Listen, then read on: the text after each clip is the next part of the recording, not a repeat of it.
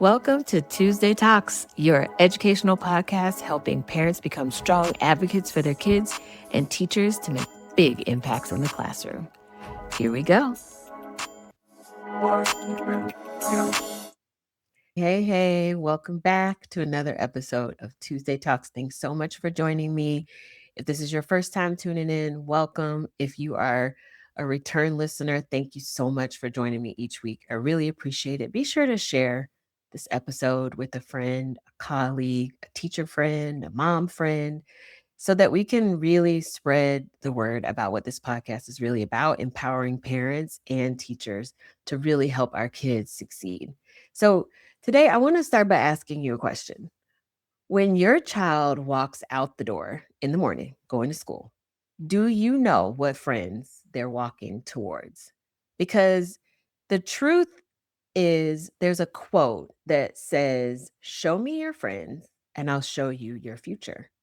And that quote is really real. Think about that. Show me your friends and I'll show you your future. And I heard that recently on another podcast that I was listening to, and it got me to thinking, how are my child's friends influencing him as a person? And this isn't about being judgmental. This is about parents being aware.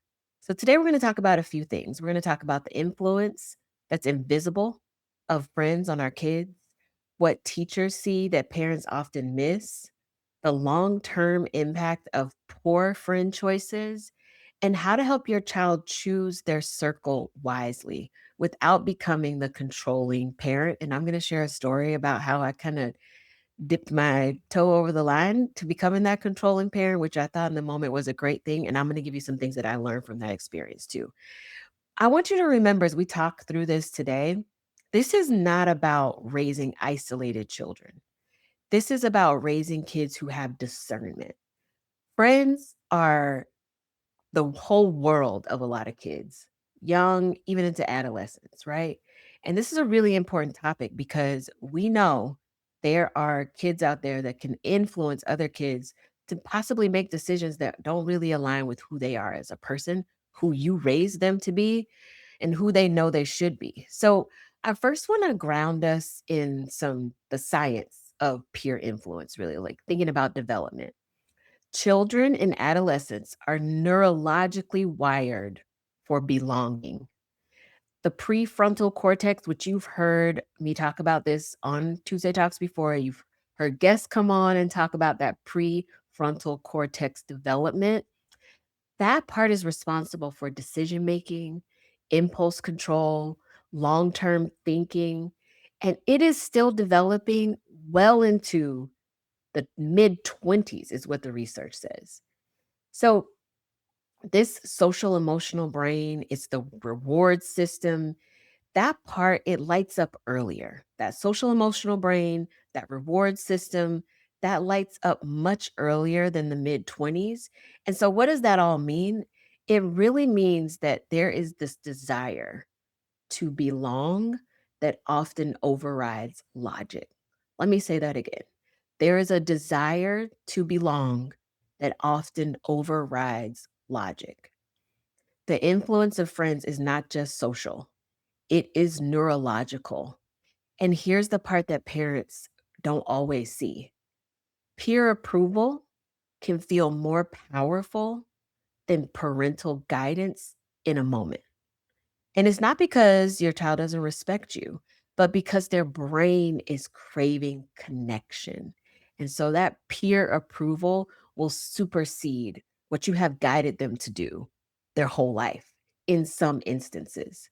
And so I think it's really important to think about teacher insight and what educators could see every day. So, speaking from the educator lens and thinking back to my years being an SLP in the school system and having many conversations with teachers and parents about different students.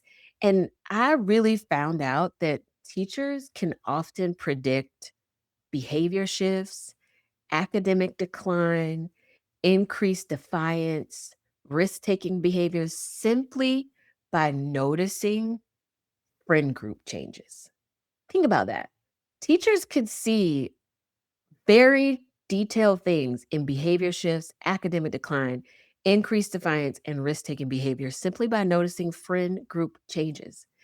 These teachers see the quiet student who becomes disruptive after sitting next to a certain peer, the strong student who starts turning in incomplete work because their friends don't care about work, or the confident child who suddenly shrinks to match the insecurity of their friend group. Teachers see how friend groups influence tone, language, risk tolerance, and effort. And we talked a lot about that effort piece on here as well. That whole mindset, trying to instill growth mindset versus fixed mindset in our kids. And so, if teachers understand and can see how friend groups influence many things to include effort, we really want to be talking to our kids' teachers to know who they're hanging around because we can't see what's going on in school. We know who we raised our kid to be, but we can't see what's going on in school. So teachers really are that doorway to learning more information about how your child is behaving, who they're interacting with at school. So if you're not asking about those things at parent teacher conferences, you're missing out. You're missing out. I think that that might even supersede a question about academics, to be honest. I wanna know, and I think other parents should know, who their kids are hanging out with, who does the teacher feel are good influences and not so good influences, so that you can have further conversation with your kid. Teachers can also really identify who the ringleader is in a group dynamic within weeks of school starting. I know so many teachers who are like, "Yep, in the first couple of weeks, I already have it pegged. Who's going to be the disruptor? I already know it. And I can see the kids who are following along with the disruptor, who are being influenced by the disruptor. And when that leader makes unhealthy choices, there's a ripple that spreads. And that can lead to chaos in classrooms, that can lead to chaos in children's day-to-day lives as far as school interactions go. And so this long-term impact of for poor friend choices, I really want to be real for a minute.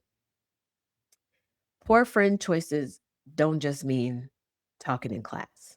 I'm chatty with my friend next to me. No, no, no. Long term influence can impact academic trajectory, self esteem, risk behaviors, identity formation, future opportunities. Those are heavy hitting topics. And research consistently shows that peer groups influence substance abuse, academic persistence, delinquency patterns, even long term career motivations. And the subtle piece is that children can start adjusting their standards to match their friend circle. And if the circle normalizes disrespect, if the circle normalizes low effort, risk taking, sneaky behavior, then that becomes the new baseline. Not overnight, but gradually. And that's how I think it sneaks up on some parents to be like, wait a minute, this is not the kid I raised. I was just talking with a teacher friend of mine the other day, and he had been called to speak on behalf of a student that got into a fight at school, and they were trying to put the kid into alternative school. And the parent reached out, they're having the hearing, their tribunal, and hey, can you come speak as a character witness on behalf of my daughter or at least write a letter? So his teacher friend did that, and the mom is just perplexed. The child got in a fight at school, and now they're trying to put her daughter into alternative school. And the fight at school isn't really this student's character, but her friend circle. This is what my teacher friend said. He said, I knew it when I saw who she was hanging out with at school. She came here as a new student, and I could see the influence of the people that she gravitated towards and who she started hanging around with. And I saw that influence happening. And, try to talk to her, give some insight. You might want to make some better choices. But ultimately, it's the kid's decision. And if, as a parent, you're not informed about who your kid is hanging out with at school, you're going to miss a lot, right? They're at school for a large part of their day. That influence has a greater percentage, the chance of getting big impact on your kid than outside influences from school, if we're thinking about that. There is this unspoken power of social, emotional, and behavioral contagion. So, thinking about energy being contagious, attitudes being contagious, emotional regulation being contagious. And remember, if your child's spending 7 hours a day at school with this friend circle, or just even one peer that is constantly complaining, mocking achievement, dismissing authority, seeking chaos, that influence can start to seep in. And even strong kids are not immune. This isn't about your child being weak, this is about exposure because proximity shapes perspective. Think about that. Proximity shapes perspective. We've heard all these old adages, right? One bad apple spoils a bunch, birds of a feather flock together. Show me your friends and I'll show you your future.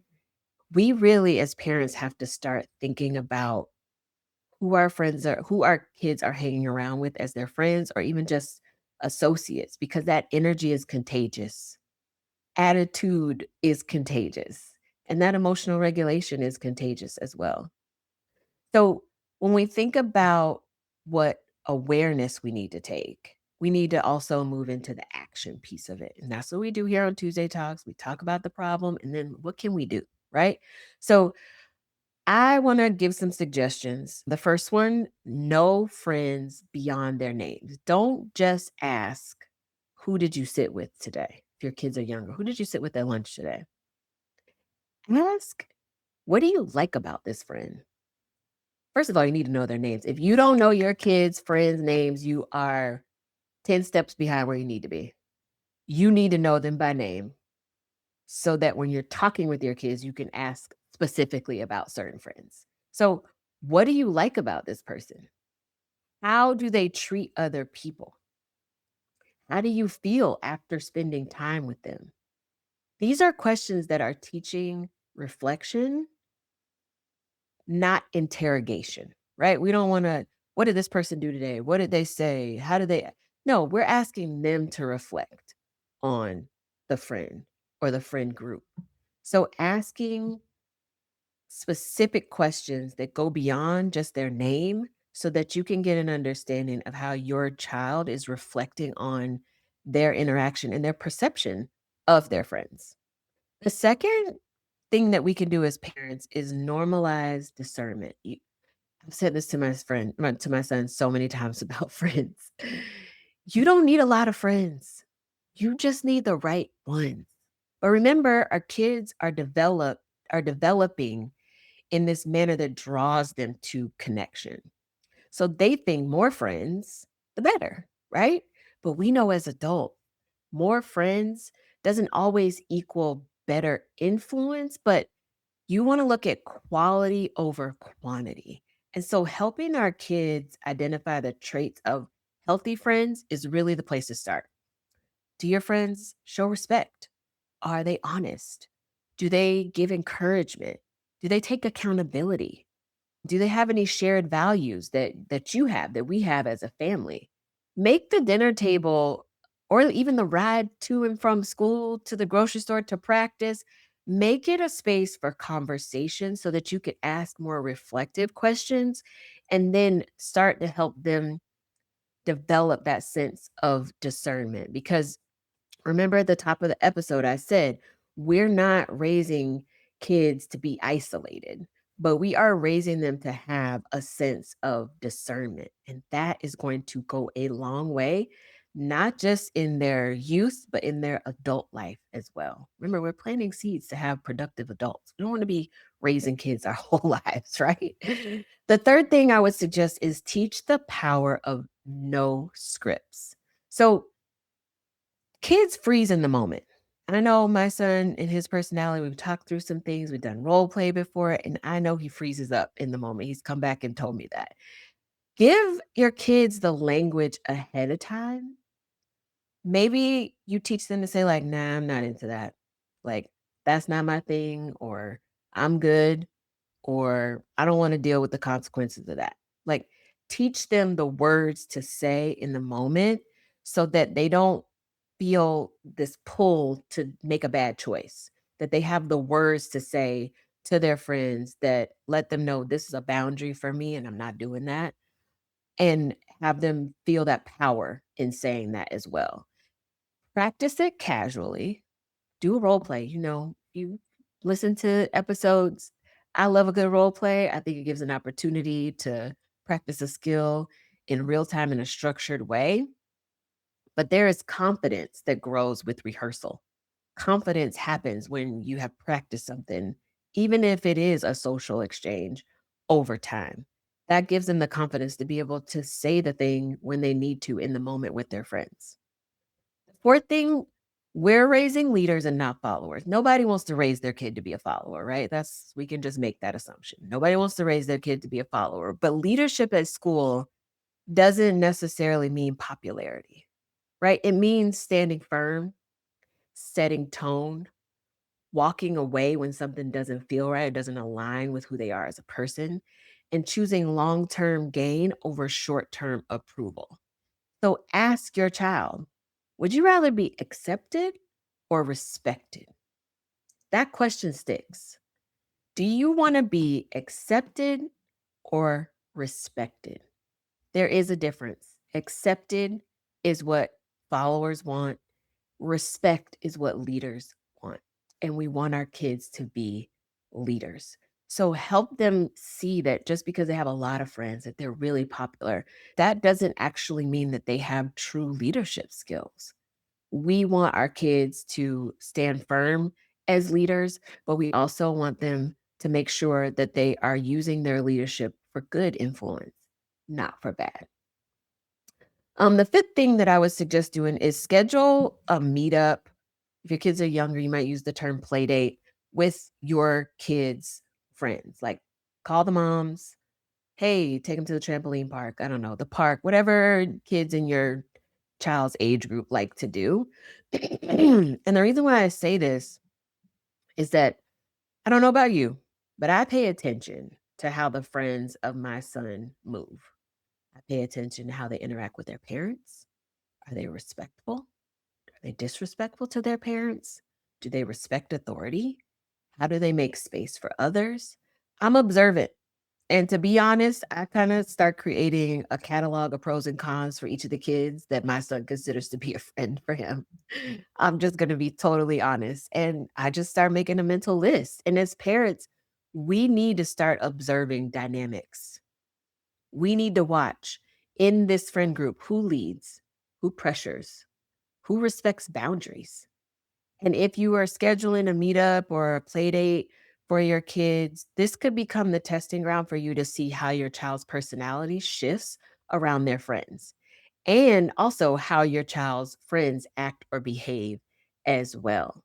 So, looking at how does your child show up when they are around their friends? Do you see changes in their personality? Do they become more withdrawn and start to follow when you know you have seen them lead in other situations? Do they become more boisterous? Do they become a little bit more disrespectful? Do things kind of stay the same? Observe those shifts, those dynamics, and observe any character shifts as well. When my son was younger, I paid attention to how his friends reacted when it was time to go.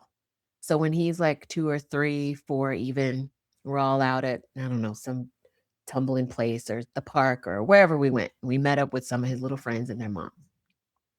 I paid attention to how the kids reacted when mom says time to go. Did they have a meltdown? Did they politely ask for 5 more minutes? Did they ignore their parent and just keep on playing? Because I didn't play that. Like my son knew when I said it was time to go, that meant it was time to go. And he would say, I gotta go, guys. And that was that. Occasionally he might say, like, can I have 5 more minutes? Sometimes I would say yes, sometimes I would say no. But that was when he was younger. Now that he's 10, I wanna know his friends' characters. So, when my son offers up an idea for a game or activity with his friends, do they just dismiss his ideas? Do they consider it? When he's on FaceTime with them, I'll make sure to speak to them on FaceTime.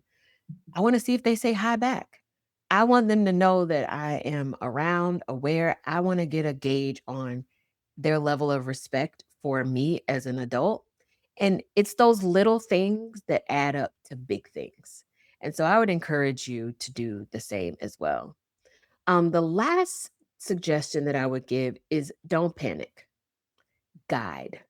And this is where I feel like I stepped over the line of control, but I think it was to the benefit of my son. So a few years ago, I had a situation where a kid, my son considered to be a friend, just wasn't being a good friend.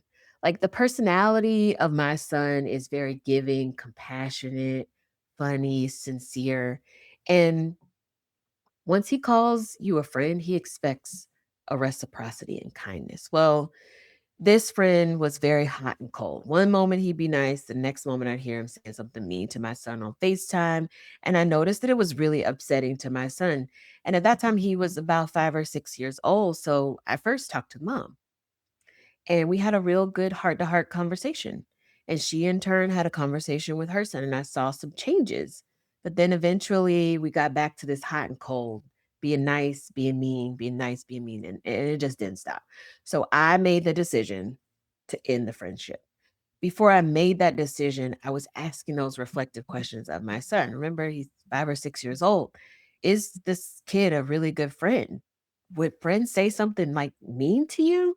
Or would they say nice things to you? I'm asking him these reflective questions, but that sense of connection, he would say to me, Mom, everybody at school plays with this kid. If I don't be his friend, then I won't get to play with the other kids. That was very telling. He's holding on to this friendship that he himself called toxic at 5 or 6 years old. That's how he described the friendship as toxic. He was willing to hold on to that because he wanted that connection and that sense of belonging to the whole friend group at school. So on the weekends when this little boy would FaceTime him, he'd answer it. And they'd be on FaceTime for hours playing games, talking, laughing. Kid might hang up in my son's face, refuse to answer my son's FaceTime back. It just got to the point where it was just too much drama for 5 or 6 years old. So I made the decision to end the friendship. I called the mom. I said, this isn't working. These are the reasons why. This is just too much drama going on and it's not healthy. And so the mom and I agreed.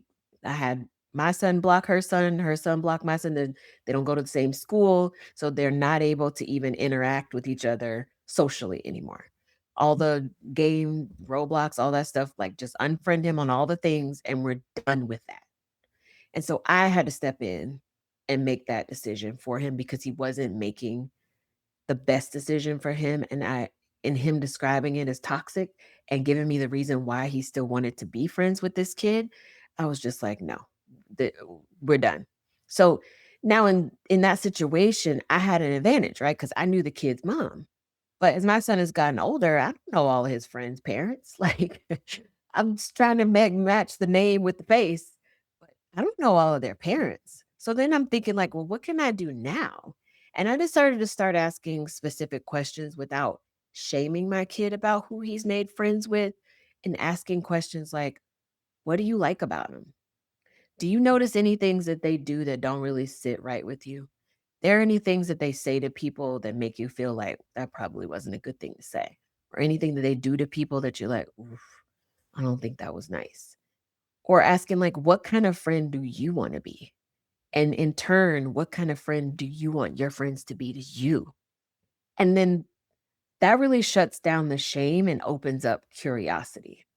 You don't wanna go into it labeling a kid as bad, "This kid's no good, don't be friends with them," even though I've been tempted to go there myself sometimes.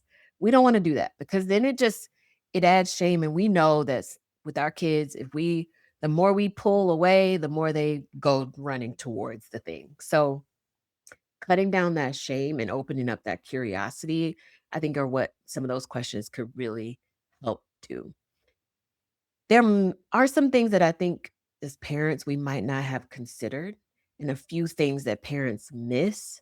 Sometimes kids choose chaotic friends because it feels familiar. Think about that. Sometimes they choose chaotic friends because it feels familiar. And if that stepped on your toes, sorry, not sorry. But if you have chaos at home, your kids might be choosing chaos in their friendships because it's normal to them. You need to have a really honest reflection and ask yourself, could that really be happening? Sometimes kids choose dominant friends because they lack confidence. So they want to be around somebody who's always going to make the decisions so they don't have to make them.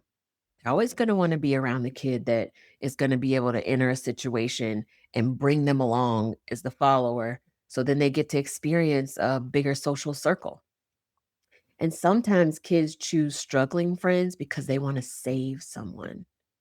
That could be just as detrimental and dangerous to the kids who choose chaotic friends because it feels familiar. So, really thinking about why your kids have chosen certain friends and those reflective questions that we talked about could really get you to the core of why they've chosen the friends that they call friends. Because friend choice often reveals an internal need, and that is your cue to lean in, not clamp down. Because remember, we don't want to shame and cause our kids to pull away and now be friends with somebody in secret. We want them to remain open with us. So think about those three things that I just mentioned that maybe you haven't considered yet and have honest reflection with yourself, honest conversation with your partner, and honest conversations with your kids as well. Some of the red flags that I think are signs to watch for in our kids are sudden personality shifts, secrecy increases. Like the other day, my son, it was a weekend and he was on FaceTime with a friend. And whenever I would come downstairs, he would go upstairs.